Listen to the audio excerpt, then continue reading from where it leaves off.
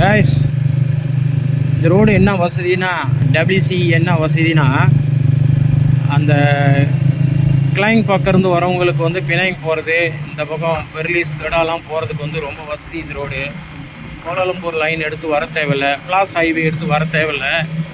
இந்த ரோடு வந்து டபிள்யூசிஇ கொஞ்ச நாளாக வேலை நடந்துக்கிட்டு இருந்தது, கிட்டத்தட்ட ஒரு 8 வருஷமாக. அப்போ முன்ன வந்து குருவாஸ் வரைக்கும் தான் போட்டிருந்தாங்க. இப்போ 2 மாதம் ஆகுது இந்த ரோடு திறந்து. ரொம்ப பிரமாதமாக இருக்குது. எந்த பக்கம் பார்த்தாலும் பாம் ஆயில் அதிகமாக இருக்குது. சில இடத்துல ஊத்தான் லிப்பூர் அதிகமாக இருக்குது.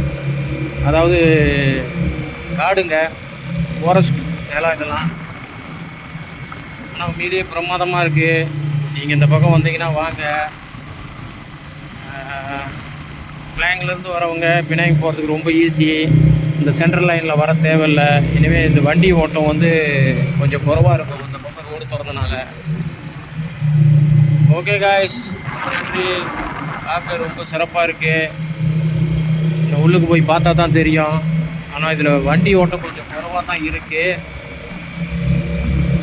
ஓகே, ரொம்ப ரொம்ப நன்றி. சுற்றி ஏத்தாப்புல எல்லாம் பச்சை காடுங்க அதிகமாக இருக்குது. அடுத்த வீடியோவில் பார்த்துட்டு சொல்கிறேன். ரொம்ப நன்றி.